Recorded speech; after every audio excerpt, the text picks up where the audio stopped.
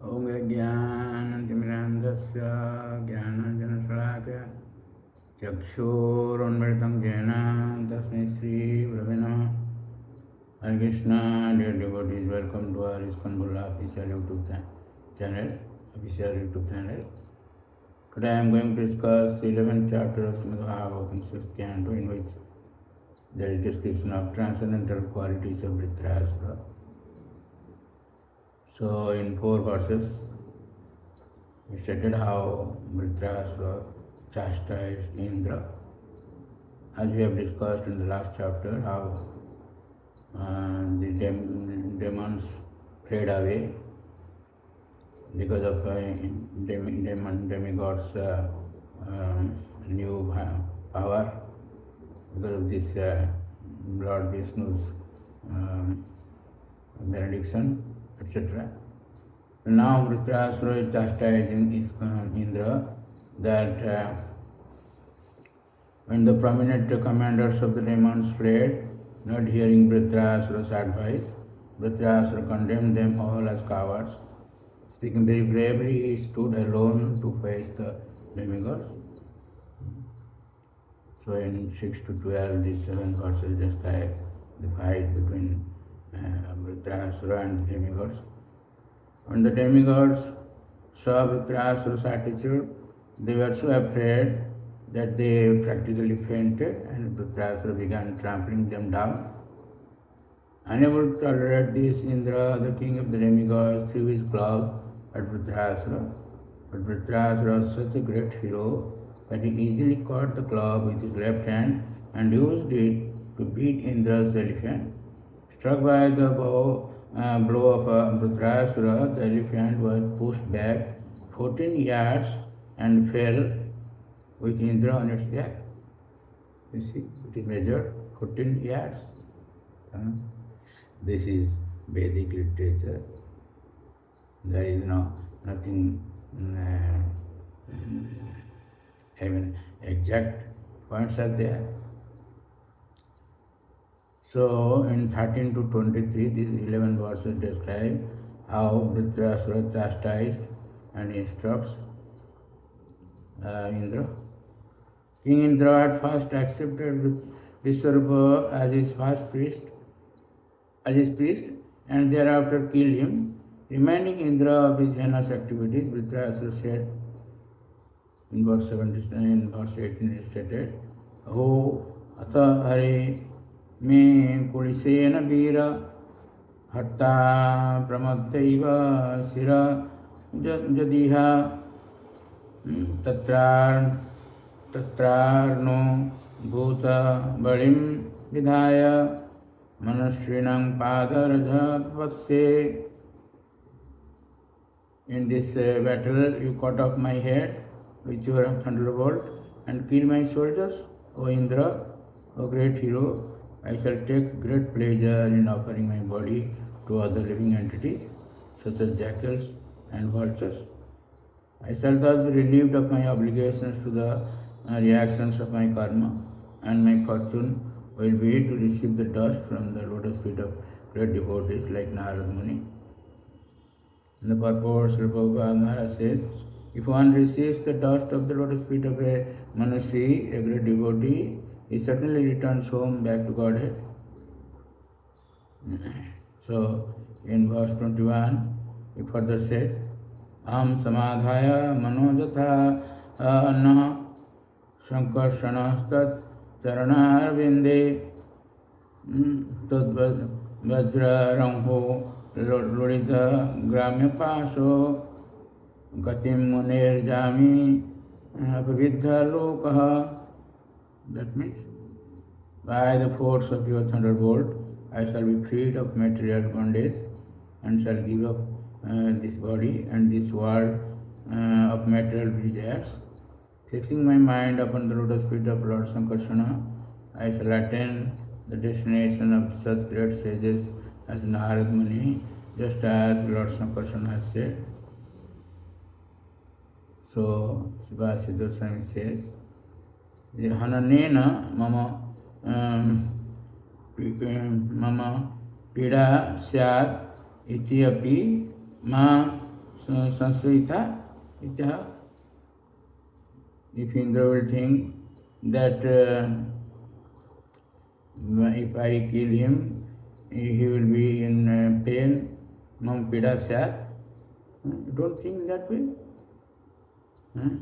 I will get the blessings of the lotus feet of the monasteries, great Mahatmas. So in verse 22, he further says, Punsam Kilakanta Dhyam Sukanam Jhasham Pado Divi Bhumu Asayam Narati Jadvesa Udviga Adhir Madha Kalir Vyasanam Samprayasaha. Persons who fully surrender at the lotus feet of the Supreme Personality of Godhead and always think of his lotus feet are accepted and recognized by the Lord as his own personal assistants or servants. The Lord never bestows upon servants the brilliant opulence of the upper, lower and middle planetary systems of this material world. When one possesses material opulence in any of these three divisions of the universe, his possessions naturally increase his enmity, anxiety, mental agitations, pride and belligerence.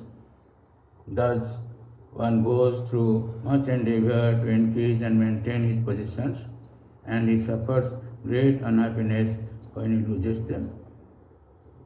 These are the anarthas of Artha. So, in the purport, Sri Prabhupada Maharaj says that both Indra and Vritrasura are certainly devotees of the Lord. Although Indra took instructions from Vishnu to kill Vritrasura, the Lord was actually more favorable to Vritrasura because after being killed by Indra's thunderbolt, Vritrasura would go back to Godhead, whereas the victorious Indra would rot in this material world.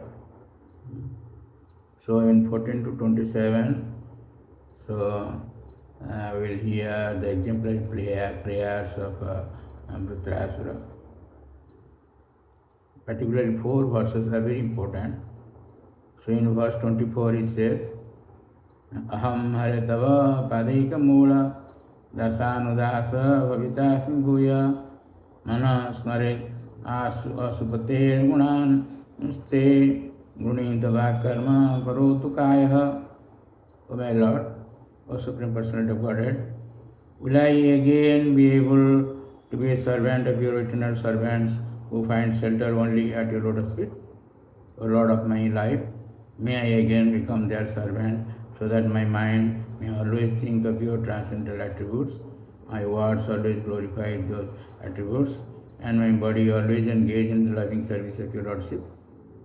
And the purport of Prabhupada Maharaj says, this verse gives the sum and substance of devotional life. One must first become a servant of the servant of the servant of the Lord, Dasanudasa. So in verse 25, Vritrasura further prays to the Lord, Nanagabhustam natiparameshtam na sarvabhaumam na rasadhipatyam na yugasiddhi na punarbhavam va samanjasatvam virahaya kankhe. O my Lord, source of all opportunities, I do not desire to enjoy in Prabhuloka, the heavenly planets, or the planets where Lord Brahma resides. Nor do I want to be the supreme ruler of all the earthly planets or the lower planetary systems. I do not desire to be master of the powers of mystic yoga, nor do I want liberation. So if I have to give up your lotus feet, Samanjasattam virahaya kankhe.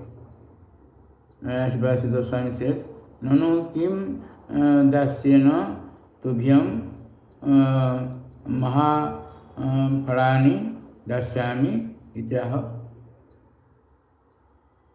Nanu kim dasyena tubhyam maha phalani dasyami. What I'll give you, that's why Vritrasura says like this. In the verse 26, Vritrasura says, Ajat Pakyaiva Mataram Kaga Sanyam Gatha Vassa Tarakudata Priyam Priyaiva Visutam Visanna Manorvindakya Dudukhitam Tam. O Lotus said, Lord, as baby birds that have not yet developed their wings always look for their mother to return and feed them, as small calves tied with ropes await anxiously the time of milking when they will be allowed to drink the milk of their mother, or as a morose wife whose husband is away from home always long for him to return and satisfy her in all respects. I always yearn for the opportunity to render direct service unto you. Srila Swami in his purport says, Tari kim ichhasi tada.